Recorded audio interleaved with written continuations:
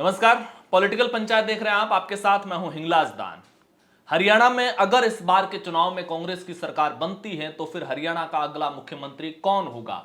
भूपेंद्र सिंह हुड्डा या फिर कुमारी शैलजा? क्योंकि वर्तमान समय में प्रमुख दावेदारों में जो बढ़ चढ़कर सामने जनता के बीच में नजर आ रहे हैं वो यही दो हैं।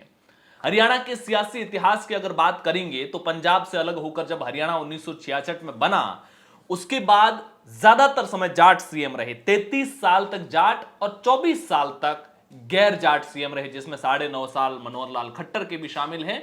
और सबसे ज्यादा गैर जाट के तौर पर रहे तो वो भजन लाल रहे थे, जो 11 साल तक हरियाणा के मुख्यमंत्री रहे। और भजन लाल का ये जो 11 साल का कार्यकाल है, ये अब तक हरियाणा में सबसे लंबे मुख्यमंत्री के रूप में भी कार्यकाल काउंट होता है। हरियाणा की जनसंख्या का गणित जहां पर करीब 27% जाट आबादी है, वैसे ओबीसी की 35% है, जिसमें से 27% जाट आबादी है, और एससी का 20.17% और मुस्लिम 7% आबादी है। और कांग्रेस जिस तरीके से लोकसभा चुनाव में 10 में से 5 सीटें जीतने के बाद उत्साहित नजर आ रही है, और वैसे में भूपेंद्र सिंह हुड्डा सबसे ज्यादा सक्रिय, वैसे सक्रिय कुमारी शैलजा भी है, लगातार जनता के बीच में जा रही है, लेकिन जो कांग्रेस पार्टी के प्रदेश अध्यक्ष है वो भूपेंद्र सिंह हुड्डा के कार्यक्रमों में ज्यादा शामिल हो रहे हैं। तो एक तरह से जो मेन कांग्रेस है वो भूपेंद्र सिंह हुड्डा की लीडरशिप में आगे बढ़ती हुई नजर आ रही है। लेकिन अगला मुख्यमंत्री कौन होगा, यह सवाल इसलिए है क्योंकि भूपेंद्र सिंह हुड्डा कितनी भी मजबूती के साथ दावेदारी करे,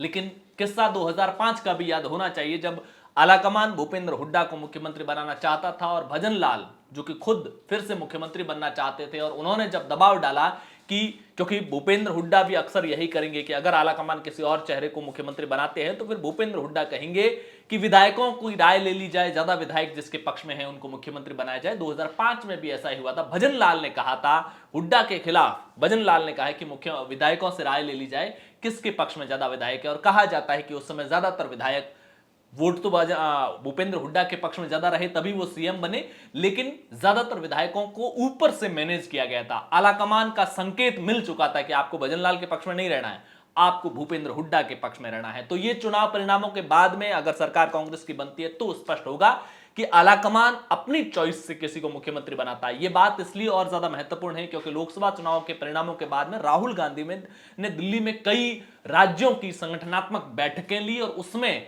महाराष्ट्र की बैठक में राहुल गांधी ने एक अहम बात कही थी। अपने पार्टी के नेताओं को कहा कि ये जो आपके वहां पर गुटबाजी चल रही है उसको समय रहते खत्म कीजिए।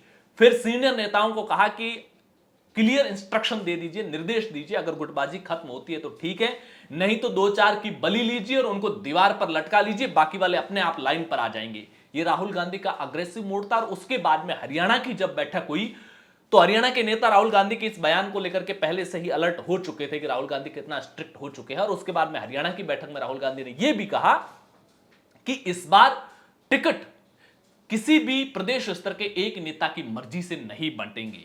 यह बयान इसलिए महत्वपूर्ण है क्योंकि हरियाणा में ऊपर से नीचे तक छोटे से बड़ा नेता अक्सर यह कहता हुआ दिखता है कि हरियाणा में कांग्रेस एक परिवार की पार्टी हो चुकी है। किरण चौधरी ने तो हाल ही में पार्टी छोड़ी तो उन्होंने भी यही आरोप लगाए, और पिछली बार तो अहमद पटेल तब जिंदा थे और उन्होंने तो एक बैठक के अंदर कह भी दिया था भूपेंद्र हुड्डा को कि आपके कहे अनुसार टिकट बांटे गए थे, लेकिन बावजूद इसके सरकार नहीं बनी, और उस समय गलती से किसी मीडिया पर्सन का कैमरा ऑन था और वो बात उसमें रिकॉर्ड हो गई थी। कुमारी शैलजा को लेकर के एक दलित चेहरे के तौर पर है, क्योंकि कांग्रेस के पास में सबसे ज्यादा अगर समर्थन मिलेगा तो मौजूदा वक्त में जिस तरह की स्थितियां बनी हुई है, जाट पोलराइज है प्रो कांग्रेस, और इसके अलावा दलित समाज का वोट कांग्रेस को मिलना है। दलित वोट डिवाइड भी हो सकता है अगर कुमारी शैलजा को पर्याप्त तवज्जो नहीं मिलती है तो। जाट वोट में ज्यादा डिवाइडेशन बीजेपी की तरफ जाने के चांसेस कम है। किसान आंदोलन से लेकर अग्निवीर जैसे तमाम मुद्दों को जिस तरीके से कांग्रेस और दीपेंद्र हुड्डा लगातार उठा रहे हैं, उससे ये चांसेस बनते हैं कि जाट ज्यादातर कांग्रेस के पक्ष में रहेगा। और ऐसे में एससी का जो वोट है उसको अपने साथ लाने के लिए कांग्रेस के पास सबसे बड़ा चैलेंज होगा कि कुमारी शैलजा को तवज्जो देनी पड़ेगी। कुमारी शैलजा एकमात्र हरियाणा की ऐसी नेता है जो 2 लोकसभाओं से चुनाव लड़ी, अंबाला और सिरसा दोनों से सांसद रही है, 1 से 2 बार, 1 से 3 बार वहां से सांसद रही है। हिसार लोकसभा क्षेत्र में उनका अच्छा प्रभाव है, लेकिन कुमारी शैलजा के साथ भी एक नेगेटिव पॉइंट यह है कि जो भिवानी, महेंद्रगढ़, गुड़गांव वाला ये जो पूरा एरिया है, भिवानी, दादरी, महेंद्रगढ़, रेवाड़ी, मेवात, गुड़गांव, फरीदाबाद, परवल, झज्जर, रोहतक और जिंद, इन 11 जिलों में बहुत ज्यादा कुमारी शैलजा का प्रभाव नहीं है और इन 11 जिलों के अंदर भिवानी में 4 विधानसभा की सीटें हैं, दादरी में 2 है, महेंद्रगढ़ में 4 है, रेवाड़ी में 3 है, मेवात में 3 है, गुड़गांव में 4 है, फरीदाबाद में विधानसभा की 6 सीटें हैं, पलवल में 3 है, झज्जर में 4 है, रोहतक में 4 और जिंद में 5 विधानसभा की सीटें। टोटल इन 11 जिलों के अंदर 42 विधानसभा की सीटें। हरियाणा में टोटल 90 है, 90 में से 42 अगर बाहर कर देते तो करीब करीब 50% एरिया हरियाणा से बाहर हो रहा है। इन इलाकों में चूंकि कुमारी शैलजा केंद्रीय मंत्री रह चुकी है, राज्यसभा सांसद रही है हरियाणा से, अंबाला की सांसद रही है, लिहाजा एक टीम तो होती है हर जगह।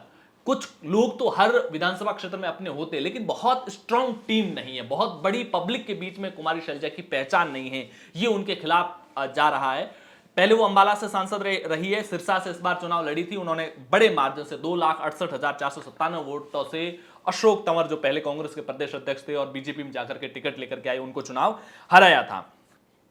3 लोकसभा क्षेत्रों में विशेष तौर से कुमारी शैलजा का प्रभाव है, जिसमें सिरसा और अंबाला जहां सांसद रही, इसके अलावा हिसार लोकसभा क्षेत्र में भी उनका बड़ा प्रभाव है। तो ये तमाम इक्वेशंस को देखते हुए अगर हरियाणा में फिर से कांग्रेस की सरकार बनती है तो फिर अगला मुख्यमंत्री कौन होगा, इसको लेकर के लड़ाई चलनी जाहिर सी बात है। हुड्डा गुट हुड्डा को एक सबसे प्रभावी नेता के तौर पर पेश कर रहा है। तो एक सच्चाई यह भी है कि लोकसभा चुनाव परिणामों के बाद में कांग्रेस आलाकमान मजबूत है, राहुल गांधी अग्रेसिव मोड में है। ऐसे में अगर राहुल गांधी ने किसी नए चेहरे को लाने का फैसला लिया तो फिर हुड्डा गुट बहुत ज्यादा बगावत करने की स्थितियों में रहेगा नहीं, क्योंकि अब धीरे धीरे पब्लिक में यह माहौल बन रहा है कि कांग्रेस का राइज का दौर आ चुका है। पहली बात। दूसरी बात, पिछले 5, 7, 10 सालों के सियासी इतिहास में बहुत सारे मुख्यमंत्री, कांग्रेस हो या बीजेपी, ने ऐसे लोगों को मुख्यमंत्री बनाया है जिनकी जरूरी नहीं कि पब्लिक के अंदर पॉपुलैरिटी ग्राफ बहुत ज्यादा हो। देख लीजिए 2014 में मनोहर लाल खट्टर को जब मुख्यमंत्री बनाया तब उनकी उतनी बड़ी पहचान नहीं थी। अभी नायब सिंह सैनी को जब मुख्यमंत्री बनाया तब भी उनकी बहुत ज्यादा कोई पब्लिक में पहचान नहीं थी, एक क्षेत्र विशेष को छोड़ दिया जाए तो। ऐसे में कांग्रेस हुड्डा या कुमारी शैलजा आलाकमान की अगर चली तो वो अपनी मर्जी से किसी को भी सीएम बना सकता है उसमें, क्योंकि कुमारी शैलजा भी गांधी परिवार और सोनिया गांधी के बेहद करीबी लोगों में से गिनी जाती हैं। और हुड्डा परिवार चूंकि उनका अपना एक राजनीतिक वर्चस्व हरियाणा में 3 पीढ़ी का रहा है और इस बार भी जो 31 विधायक जो जीत करके विधानसभा पहुंचे थे पिछले चुनाव में, वो भी ज्यादातर हुड्डा गुट के ही थे। इस पूरे पॉलिटिकल एपिसोड को लेकर के आपकी क्या कुछ राय है? हरियाणा की राजनीति से जुड़े अगर कोई आपके पास में नए गणित हो, नए समीकरण हो, किसी नेता की स्थितियों को लेकर के, किसी विधानसभा क्षेत्र में कौन कौन टिकट के दावेदारों में से हुए, उसको लेकर के अगर आपके पास में कोई भी विशेष पूरी तथ्यात्मक जानकारी हो तो पॉलिटिकल पंचायत को मेल पर जरूर बताइएगा। हमारी मेल आईडी है info@politicalpanchayat.com। डिस्क्रिप्शन में मेल आईडी लिखी हुई है, उस पर डिटेल भेजिएगा जरूर। पॉलिटिकल पंचायत का ये वीडियो पसंद आया तो लाइक और शेयर जरूर कीजिए। पहली बार चैनल पर आए हैं तो सब्सक्राइब जरूर कीजिए। शुक्रिया।